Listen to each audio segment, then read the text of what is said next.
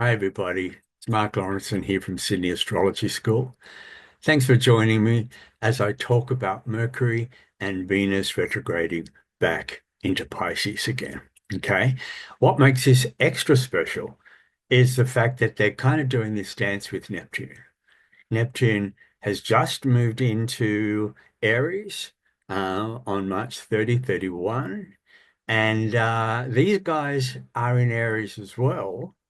But there is something about the Pisces energy that they haven't finished yet. So they're going to go back. They're going to go back into Pisces and they're going to have a good look at what they need to complete. Or they're going to have a good look at what they might have forgotten about or they might have overlooked.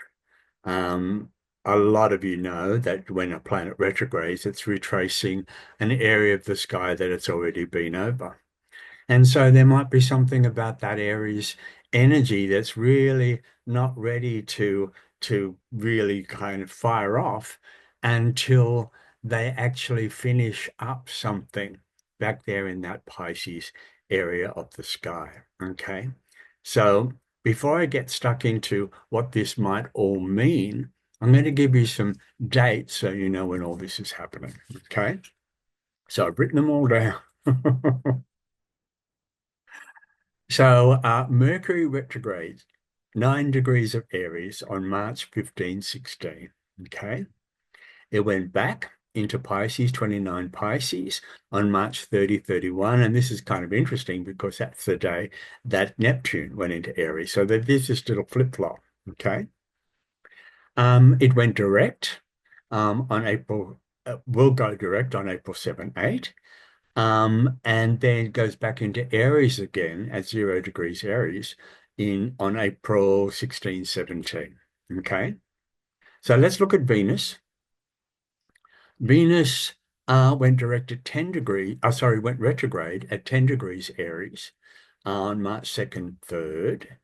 Um, then it went back into Pisces, 29 Pisces, March 27, 28, and it was in conjunction with Neptune at that time. It went direct or goes direct on the 13th and the 14th of April, 13th or the 14th, depending on where you are in the world, of April. Then it goes back into Aries again, 0 degrees Aries, April 30 or May 1. And it comes into conjunction with Neptune again at 1 degree of Aries on May the 2nd or the 3rd. Okay. So they're the dates that this is happening. So why would they go back? Why would they go back into Pisces again? When you look at those planets, looking at Mercury, and Mercury's going back on the level of having to see what's happening back there. You know, Mercury goes around as like a reporter, and it goes back into Pisces again to understand something. It goes back into Pisces to pick up some information about Pisces. Okay.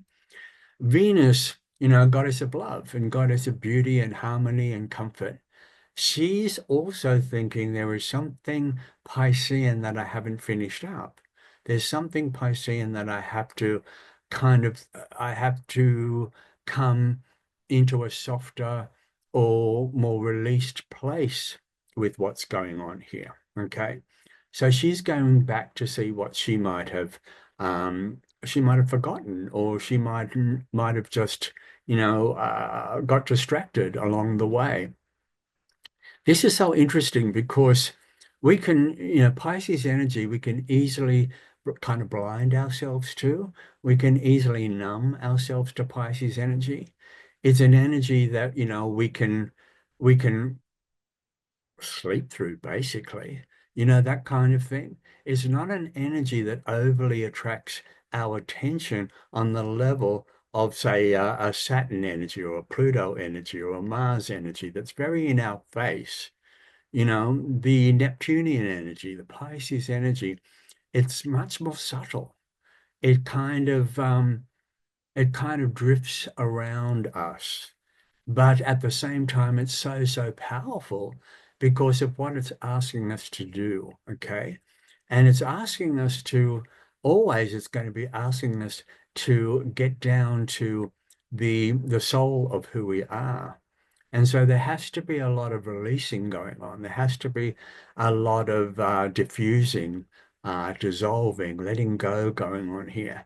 And I want to say that probably for Mercury and Venus, there is something back there for all of us that we really do have to come into an environment where we have to, uh, I want to say melt. There's something that needs to melt back here. Okay. So I'm going to talk about it in like 3 points to start off with. Um, and the first point I want to come up with that I think is crucial to what's going on here, and that's complete self-acceptance with where you are now, who you are and where you are, where your life is, and the person you are right here and right now.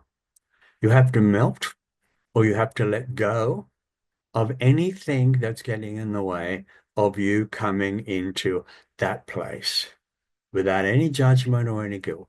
Okay. That's number one. I don't think anything can really move forward unless we get to that place. I really do. I think that place is so, so important.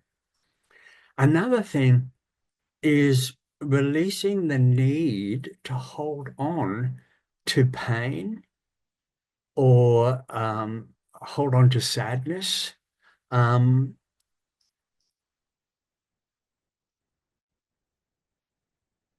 Fear. And I think, there's always a feeling of being less than, a feeling of being small or feeling of being insignificant. It feels very much like I have to find a way in myself to let go of that or to release that feeling in me. That becomes really, really important.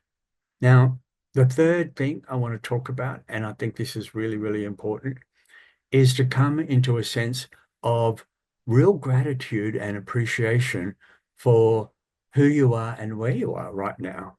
This is beyond acceptance. This is a feeling of feeling fortunate and feeling lucky and feeling thankful with how whatever is going on for you right now. There's a lot of people who are going, oh, Mark, I've just lost my job. I've got 4 kids to bring up. I'm bringing them up by myself. I'm not very thankful at the moment. But I want to say, you can see, can't you? You can hear, you can walk, you've got your hands, you've got beautiful sunny days out of your window sometimes. Can you be thankful for that? Can you be thankful for the sight you have to be able to see what's going on around you? Can you be thankful for the hands that you have to be able to pick up things and be able to cuddle your children and to be able to make things with? Can you be thankful for that? That's what I'm talking about. This is really, really, really important stuff. And there might be something in that Mercury energy that wants to go back and acknowledge that. There must be something in that Venus energy that wants to go back and come into a beautiful place, a beautiful, comfortable relationship with what's going on there, for sure, for sure. So I also want to talk about a couple of other things too, that this is really, really important because I truly feel that we can't really get into the Neptune in Aries and the Mercury and the Venus in Aries until we understand sacrifice. Religion has promoted sacrifice as being something good, you know, to put somebody ahead of you, um, to make you, to make another person, give another person everything that you have, and then you have nothing, to put yourself in a really bad situation or dangerous situation to save somebody else is a holy thing or a good thing. Now, I'm going to say to be compassionate and to be open-hearted and to be supportive and to be there for other people. Of course, it's a good thing. Of course, it's a good thing. We should all be there. But I want to say never, ever at the expense of yourself. Never at the expense of yourself, because what's really happening here is what you're doing is you're being very, very mean to yourself. You're being totally unkind to yourself. In other words, you are kind of hurting you while you're trying to help somebody else. And if you're hurting anything or anyone, including yourself, this is not holy. This is not spiritual. Hurting yourself is not spiritual. So again, we have to be really, really conscious of that as it goes back. Where are you sacrificing yourself? Where are you doing things for other people and you're in pain, or you're missing out, or you're feeling in a way that you are it's like you're being very mean to yourself, and you've got to be really, really conscious of that. Because you can be loving, you can be open-hearted, you can be compassionate, you can be giving, you can be generous, but it has to come from a very spiritually empowered place. It has to come from that place of feeling that you are in kind of like spiritual control of what's going on here. You're giving and you're allowing other people to receive you in a very, very positive way. So therefore, you have to be positive. You have to feel full. You have to feel the universe running through your veins to be able to do that properly and to be able to do that well. Otherwise, people aren't going to receive it the way, people will receive it the way it's given. And so this is really, really important for us to know. It truly is. So this is something, maybe the Mercury and maybe the Venus has gone back into Pisces to have a look at where you do this. Okay. Where do you kid yourself? Where have you kind of numbed yourself or blinkered yourself to life and to yourself, to who you are? This is really, really important because I think a lot of us are kind of going through the motions in this kind of anesthetized kind of way. And we have these ideas about ourselves and we have these ideas about life that have very little to do with the truth, that have very little to do with what's really going on. Okay. So there might be something about you going back for a spiritual wake-up call in a way. Mercury is very much into that. About you being able to really see what's going on the level of who you truly are. And again, I want to say, I said already, to accept yourself for where you are without judgment and without guilt. And I'm still there with you. You don't have to change that. But at the same time, when you accept yourself for who you are without judgment and without guilt, it leaves you kind of spiritually naked to start to spiritually add whatever it needs to come in. You know what I mean? There's a feeling now of you being able to come into a place now of recognizing that you are special, that you do matter. And there has to be something in your life now that you live in accordance with that. You have to find things in your life that prove that to yourself. There have to be things in your life, that leave your life that do not resonate with this new version of yourself as well. So have a good look at where you might be blinding yourself to something, where you might be kind of got the shades on and not seeing something for what it is, particularly yourself. Okay.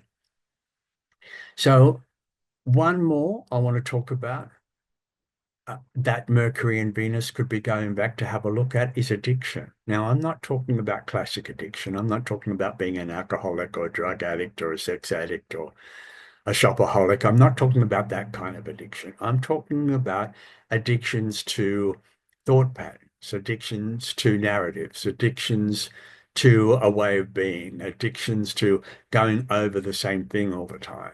I'm talking about that kind of addiction. And a lot of our addictions are based on us being too frightened to come into a place of letting them go. And so we hold on to them even more. We feel it in a way, I have to do something about this, or I have to let it go, or have to release it. And that fear of having to do that what makes us hold on even more. Okay, so say for instance, you've got a thought pattern that keeps going around, around, around. Um, and you feel in a way, if I break this thought pattern, if I move into a letting go of what this is, or a softening of what this is, then I'm going to change. And a lot of things in my life are going to probably get released along the way. And that's frightening for people. That is frightening because they think, oh my God, everything I know, everything that makes me me is about to go down the river. And in the deepest version of myself, I know this is going to be a good thing, but my human self is terrified, absolutely terrified. And so I'm holding on to my dysfunction. I'm holding on to my dysfunctional thoughts. Or Venus might be going, I'm holding on to all the things that I feel I need to have, even though I know they're not doing me any good. But when I do let them go and I do change and I do become closer to spirit, that whole idea really, really terrifies me because my life is not going to be the same again. I want to say, Neptune moving into Aries, your life is not going to be the same again. It's just not. The whole world's not going to be the same again. And it's going to be up to you with how much you fight against that. How much you fight against that will kind of come out in your life and in your world in a way that might feel disappointing. It might feel like, am I ever going to find what I'm looking for? Everyone's out there looking for something. Everyone's out there going, is it in a man? Is it in money? Is it in a job? Is it in all these outside things? And of course it's not there. It's never going to be there.